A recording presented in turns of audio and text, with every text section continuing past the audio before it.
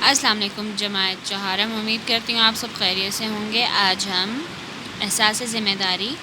کا آگے پڑھیں گے، ٹھیک ہے، جو ہمارا باقی بچوں رہتا ہے وہ۔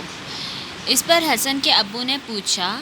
لیکن ہم یہ کام کیسے کر سکتے ہیں؟ آخر ہمیں بھی تو پتہ چلے۔ چچا جان نے ان سب کی طرف مسکراہٹ بھری نظروں سے دیکھتے ہوئے کہا، بھائی جان، بات تو سیدھی اور صاف ہے کہ ہم خود ہی اپنی ذمہ داری کو سمجھنا چاہیے۔ ہمیں خود ہی اپنی ذمہ داری کو سمجھنا چاہیے۔ دنیا میں ہمیشہ وہی ممالک ترقی کرتے ہیں جن کے باشندے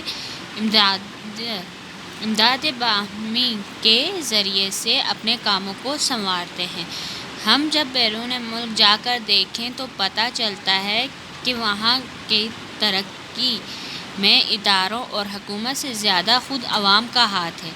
اگر ہم تمام اہل محلہ اپنی اپنی استطاعت کے مطابق اپنے علاقے کو سنوارنے کے لیے ہر مہینے کچھ رقم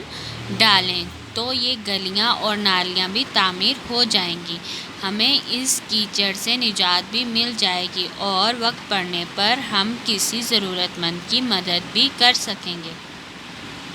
چچا کی اسی تعمیری گفتگو سے تمام لوگوں نے اتفاق کیا اور امداد باہمی کے ذریعے سے محلے کی بہتری کے لیے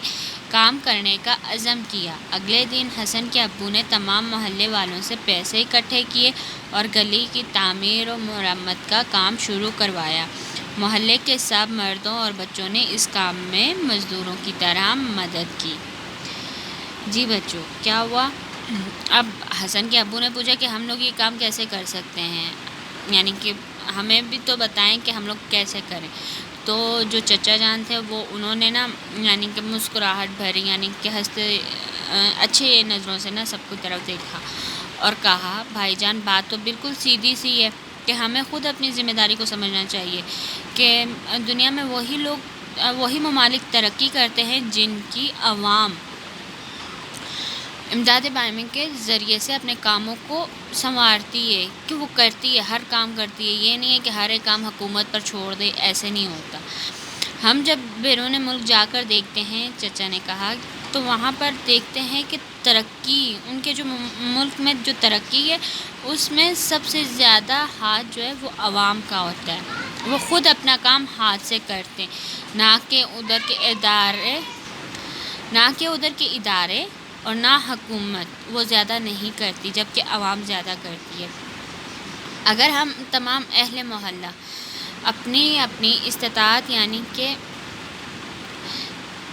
جتنی ہم لوگ دے سکتے ہیں، مدد کر سکتے ہیں، یعنی کہ پیسے جتنے دے سکتے ہیں، جیسے کہ ابھی کوئی 100 دے دے، کوئی 500 دے دے،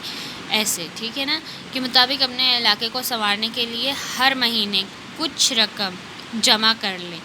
گلیاں نالیاں بھی ٹھیک ہو جائیں گی، یعنی کہ ان کو بھی دوبارہ سے بنایا جائے، اور ہمیں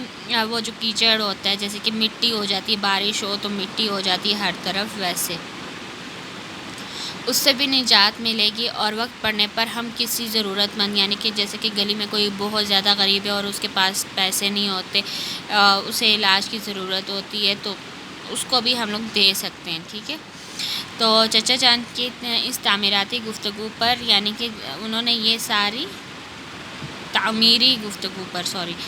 یہ جو ساری انہوں نے گفتگو یعنی کہ بات کی تھی، اس پر سب نے اتفاق کیا کہ ٹھیک ہے، ہم ایسے صحیح ہے نا۔ تو سارا جو محلہ ہے، انہوں نے اپنے محلے کی بہتری کے لیے کام کرنے کا عزم کیا، کہ ارادہ کر لیا کہ ہاں اب ہم کریں گے، ٹھیک ہے۔ اگلے دن حسن کے ابو نے تمام محلے والوں سے پیسے اکٹھے کیے، جیسے کہ ایک گھر میں گئے یا گھر کے باہر مردوں کو بلایا، کیسے کر کے ہم لوگوں نے کام کروانا ہے، تو اس لیے تو پیسے جمع کیے، پھر چیزیں لے کر آئے، تو انہوں نے پھر گلی کی تعمیر و مرمت، یعنی کہ اس کو صحیح کرنے کے لیے اس کا کام شروع کروا دیا، اور اس کام میں تمام محلے والوں میں مرد اور بچوں نے سب نے مل کر مزدوروں کی طرح کام کیا، یعنی کہ مدد کی۔ پھر چند ہفتوں کی کوشش کے بعد محلے کی حالت سنور گئی۔ بچے ہوئے پیسوں سے اہل علاقہ نے صحت اور فوری طبی امداد کے لیے ایک ڈسپینسری قائم کر لی، ٹھیک ہے، جیسے کہ ایک میڈیکل وہ ایک تعمیر کر لیا، جو پیسے ان کے بچ گئے تھے، ان کا جو محلہ تھا وہ بھی صاف ستھرا ہو گیا اور کچھ پیسے بھی بچ گئے، تو انہوں نے اپنے لیے ایک ڈسپینسری کھول لی، ٹھیک ہے جی بچوں، امید کرتی ہوں یہاں تک آپ سب کو سمجھ میں آ گیا۔ کل ہم انشاءاللہ آگے کام کریں گے، ٹھیک ہے، اللہ حافظ۔